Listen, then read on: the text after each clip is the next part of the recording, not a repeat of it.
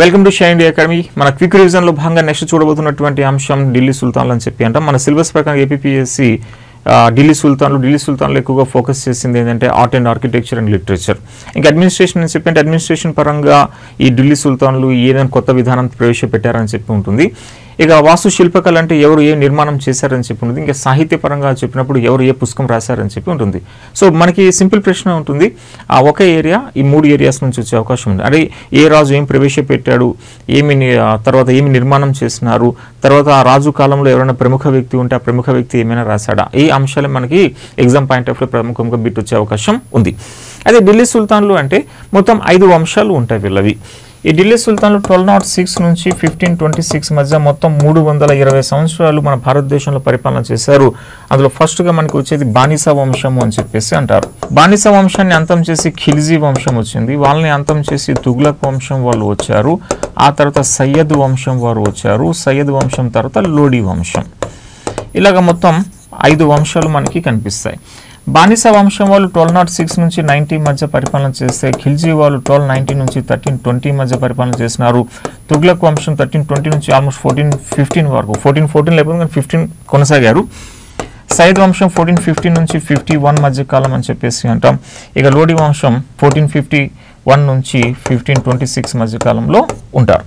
అది బానిసా వంశంలో మళ్ళీ 3 రకాల బానిసా వంశాలు మనకు కనిపిస్తాయి ఆ బానిసా వంశాల స్థాపకుడి పేరు మీదుగా. ఉదాహరణకి బానిసా వంశాన్ని స్థాపించింది కుతుబుద్దీన్ ఐబక్ అని చెప్పి అన్నాం. ఆ కుతుబుద్దీన్ ఐబక్ పేరు మీదుగా కుతుబీ బానిసా వంశం అని చెప్పి అన్నాం. వీళ్ళు 1206 నుంచి 11 మధ్య పరిపాలన చేశారు అని చెప్పేసి అంటారు. కుతుబీ తర్వాత షంషీ అనే వాళ్ళు వస్తారు. ఈ షంషీ అనే వాళ్ళు 1211 నుంచి 66 మధ్య పాలించారు అని చెప్పేసి అంటారు. ఆ తర్వాత బాల్బనీ అనే వాళ్ళు వస్తారు. బాల్బనీ వాళ్ళు 1266 నుంచి ఈ 90 మధ్య పరిపాలన చేశారు అని చెప్పి అంటాం.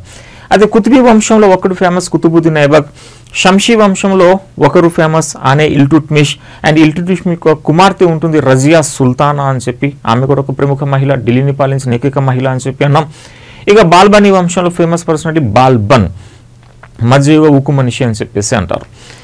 ఈ ఖిల్జీ వంశంలో అతి ముఖ్యమైన వాడు అల్లావుద్దీన్ ఖిల్జీ మొత్తం ఢిల్లీ సుల్తాన్లో అతి గొప్ప రాజు. మొత్తం భారతదేశంలో ఒకే ఒక రాజు ప్రపంచాన్ని జయించాలని చెప్పి అనుకున్నాడు. సికందరి సామిగా పిలువబడ్డాడు అల్లావుద్దీన్ ఖిల్జీ.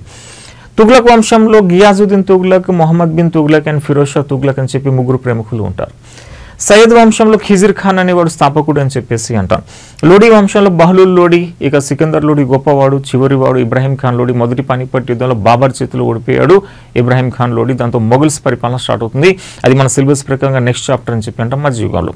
అదే ఢిల్లీ సుల్తాన్లో అడ్మినిస్ట్రేషన్ అని చెప్పి అన్నాం కదా, అంటే పాలకులకు సంబంధించిన అంశాలు అని చెప్పి అంటే ఇప్పుడు ఈ 5 వంశాలు ఉన్నటువంటి ఆ పాలకుల గురించి బ్రీఫ్గా మనం తెలుసుకోవాలి. వచ్చేది ఒక బిట్, అదో బ్రీఫ్గా ఏమేమి ఉంటాయి. అందులో ఫస్ట్గా బానిసా వంశంలో మనకి ఫస్ట్ వచ్చేది కుతుబీ అని చెప్పేసి అన్నాం. ఈ కుతుబీ వంశంలో మనకి ఫస్ట్ కనిపించేవాడు ఈ యొక్క కుతుబుద్దీన్ ఐబక్. ఈ కుతుబుద్దీన్ ఐబక్ అనేవాడు 1206 నుంచి 1210 మధ్య 4 సంవత్సరాలు పరిపాలన చేస్తున్నాడు. ఇతను ఇల్బారీ తెగ అని చెప్పాను. ఇక్కడ ఆఫ్రికా మార్కెట్లో ఒక వర్తకుడు ఇతను కొనుగోలు చేసి ఈ ఘోరీ అంటే గజనీ రాజ్యం, అది యాక్చువల్గా ఆ ఘోరీ రాజ్యంలో ఇతన్ని అమ్మేసినాడు అని చెప్పేసి అంటారు. ఆ మొహమ్మద్ ఘోరీకి అంగరక్షకుడై తర్వాత ఆయన సేనాపతి అయి భారతదేశ దండయాత్రలో కీలకంగా పాల్గొన్నాడు. భారతదేశాన్ని ఆక్రమణ చేసిన తర్వాత మొహమ్మద్ ఘోరీ తన ప్రతినిధిగా ఈ కుతుబుద్దీన్ ఐబక్ని నియమించి వెళ్ళిపోయాడు. సో 1206లో మొహమ్మద్ ఘోరీ చనిపోతాడు. మొహమ్మద్ ఘోరీ హత్యకు గురైనాడు. ఇన్ఫాక్ట్ 1206లో మొహమ్మద్ ఘోరీ కొక్కర్ తెగ చేత చంపబడిన తర్వాత ఈ యొక్క కుతుబుద్దీన్ ఐబక్ స్వతంత్రం ప్రకటించుకుంటాడు. అయితే ఇతను ప్రధానంగా పరిపాలన చేసింది లాహోర్ నుంచి. సో ఢిల్లీ సుల్తాన్ అని చెప్పి అంటాం, కానీ ప్రధానంగా పాలించింది లాహోర్ నుంచి అని చెప్పేసి అంటారు. అయితే ఈయన ఒక బిరుదులు లాక్ బక్ష్ అని చెప్పేసి అంటారు. లాక్ బక్ష్ అని చెప్పేసి ఇతన్ని పిలుస్తారు. సో ఈయన నిర్మాణాల పరంగా చూసినప్పుడు, ఈయన వాస్తు శిల్పకళ పరంగా చూసినప్పుడు ఏమిటంటే ఈయన 2 మసీదులు నిర్మించాడు అని చెప్పేసి అంటారు. ఆ 2 మసీదులు ఒకటి ఢిల్లీలో నిర్మిస్తే ఇంకొక మసీద్ అజ్మీర్లో నిర్మాణం చేశాడు. ఢిల్లీలో నిర్మించిన మసీద్ని అంటారు కువ్వతుల్ ఇస్లాం అని చెప్పేసి అంటారు. ఇది Indian style and Persian style, Indo Persian స్టైల్లో నిర్మించబడిన తొలి మసీద్ ఈ యొక్క కువ్వతుల్ ఇస్లాం. అజ్మీర్లో అధై దిన్ కా ఝోంపడా అని చెప్పేసి ఉంటుంది. అధై దిన్ కా ఝోంపడా అని చెప్పేసి ఒక మసీద్ని అజ్మీర్లో నిర్మాణం చేస్తాడు. నెక్స్ట్ ఇతని యొక్క సూఫీ గురువు కుతుబుద్దీన్ బక్తియార్ కాకి. ఆ కుతుబుద్దీన్ బక్తియార్ కాకి యొక్క జ్ఞాపకార్థంగా నిర్మించబడినదే కుతుబ్ మినార్ అని చెప్పేసి అంటారు. కానీ నిర్మాణం పూర్తి చేయలేకపోయాడు. నిర్మాణం పూర్తి చేస్తాడు ఇతని అల్లుడు ఇల్టుట్మిష్. అయితే ఈయన యాక్సిడెంటల్ గా చనిపోయినాడు ఈ యొక్క కుతుబుద్దీన్ ఐబక్. కాబట్టి కుతుబ్ మినార్ నిర్మాణం పూర్తి చేయలేకపోయాడు. అయితే కుతుబ్ మినార్ నిర్మాణం స్టార్ట్ చేసింది ఇతనే. ఆ కుతుబ్ మినార్ కుతుబుద్దీన్ బక్తియార్ కాకి అని చెప్పేసి అంటారు. మన భారతదేశంలో మొట్టమొదటి సూఫీ సెయింట్ ఖ్వాజా మొయినుద్దీన్ చిస్తి. ఖ్వాజా మొయినుద్దీన్ చిస్తి యొక్క శిష్యుడే కుతుబుద్దీన్ బక్తియార్ కాకి. ఆ కుతుబుద్దీన్ జ్ఞాపకార్థంగా కుతుబ్ మినార్ నిర్మాణం చేసినాడు కుతుబుద్దీన్ ఐబక్. ఓకే, ఈయన ఎలా చనిపోయినాడు అంటే పోలో ఆడుతూ, పోలో లేదా చౌగన్ అని చెప్పేసి అంటారు. ఈ పోలో లేదా చౌగన్ ఆడుతూ కుతుబుద్దీన్ ఐబక్ చనిపోతాడు. ఆ తర్వాత తన కొడుకు ఆరం షా అనేవాడు పాలకుడు అవుతాడు. కానీ ఆరం షాని ఓడించేసి ఈ యొక్క అల్లుడైనటువంటి ఇల్టుట్మిష్ పాలకుడు అవుతాడు. ఇప్పుడు ఇల్టుట్మిష్ యొక్క పరిపాలన. ఆయన పూర్తి పేరు షంషుద్దీన్ ఇల్టుట్మిష్. ఇతనికి బిరుదు ఇచ్చారు సమాధుల పిత అని చెప్పేసి అన్నారు. ఇతన్ని సమాధుల పిత. సో ఈయన నిర్మాణం అని చెప్పి అంటే సుల్తాన్ ఘరీ అని చెప్పి తన కుమారుడైనటువంటి నజీరుద్దీన్ యొక్క ఒక సమాధిగా దీన్ని పేర్కొంటారు. ఇంకా ఇతను గంధక్ ఈ బౌలి అని చెప్పేసి ఒక బావిని కూడా నిర్మాణం చేశాడు ఇల్టుట్మిష్. అయితే ఇతను మన భారతదేశంలో చహల్గనీ అనే అడ్మినిస్ట్రేషన్ సిస్టమ్ తీసుకొచ్చాడు. చహల్గనీ విధానం. 40 మంది టర్కీ సంప్రదాయం ఇది. ఈ టర్కీ సంప్రదాయం ప్రకారంగా రాజుకి సలహాలు ఇవ్వడానికి 40 మంది కులీన వర్గం వాళ్ళు ఉంటారు. ఆ కులీనుల యొక్క సహాయంతో రాజు పరిపాలన చేసేవాడు. అటువంటి సిస్టమ్ని మన ఇండియాలో ప్రవేశపెట్టినాడు ఈ ఇల్టుట్మిష్. 40 మంది కులీన వర్గం రాజుకి సలహాలు ఇవ్వడం. నెక్స్ట్ ఇతను ఇక్తా విధానం తీసుకువచ్చాడు. అంటే అధికారులకి భూమి ఇచ్చడం జీతాలకి బదులుగా. ఇతనే వెండి టంకా నాణ్యాలు, ఈ వెండి టంకా నాణ్యాలు ప్రవేశపెట్టింది ఎవడంటే ఇతనే. ఇక రాగి నాణ్యాలు ఉంటే రాగి నాణ్యాలు జిట్టల్ అని చెప్పేసి అంటారు. రాగి జిట్టల్ నాణ్యాలు తీసుకొచ్చేది ఇతనే. అయితే గతంలో మనకి అనేక సార్లు అడిగిన బిట్ టంకా నాణ్యాలు ఎవరు ప్రవేశపెట్టారని చెప్పి ఇల్టుట్మిష్ ప్రవేశపెట్టాడు.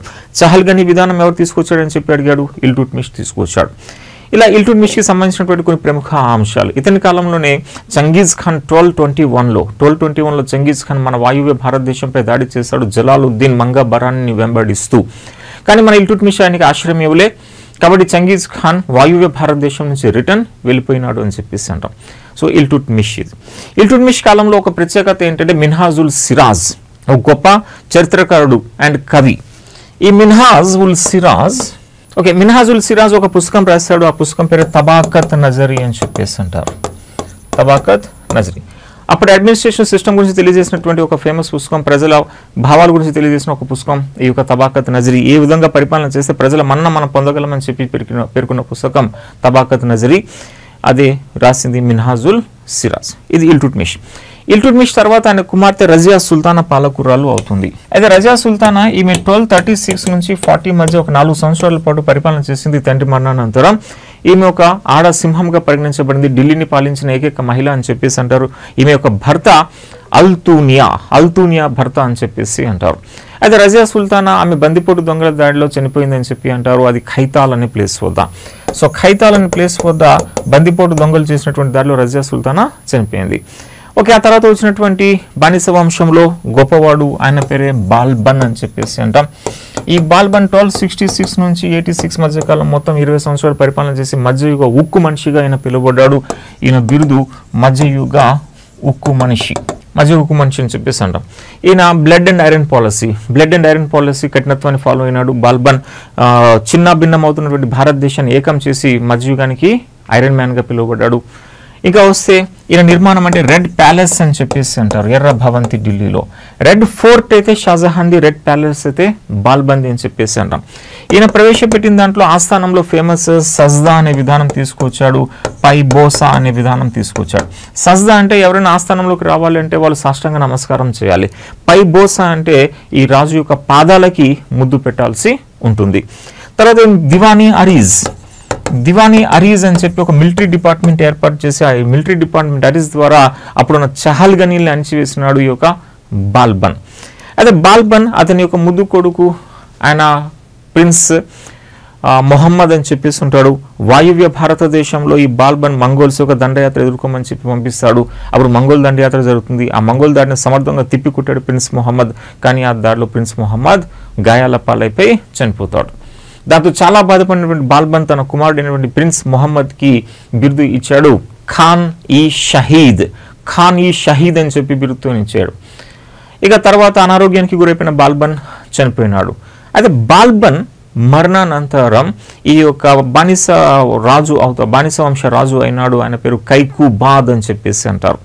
అది కైకుబాద్ పక్షవాతంతో గురై చనిపోయినప్పుడు అప్పుడు వస్తాడు ఆయన ఒక కుమారుడు కైమూర్ అని చెప్పి అంటాం. ఓన్లీ 4 సంవత్సరాల పిల్లవాడు కైమూర్. ఆ కైమూర్ని అప్పుడు ఏం చేస్తారు అంటే సింహాసనం పైన కూర్చోబెట్టారు. కానీ ఆయనకి చహల్గని ఒకడు ఉంటాడు, ఆయన పేరే గియాజుద్దీన్. సో అతన్ని అంటారు జలాలుద్దీన్ ఖిల్జీ అని చెప్పి. ఈ జలాలుద్దీన్ ఖిల్జీ పక్షవాతంతో పడినటువంటి కైకుబాద్ని అతని కొడుకు అయినటువంటి కైమూర్ని చంపేస్తాడు. చంపేసి ఆయన సింహాసనం అధిష్ఠిస్తాడు 1290లో. సో 1290లో బానిస వంశం మొత్తం కంప్లీట్ అయిపోతుంది. ఖిల్జీ వంశ పరిపాలన అనేది ప్రారంభం అవుతుంది.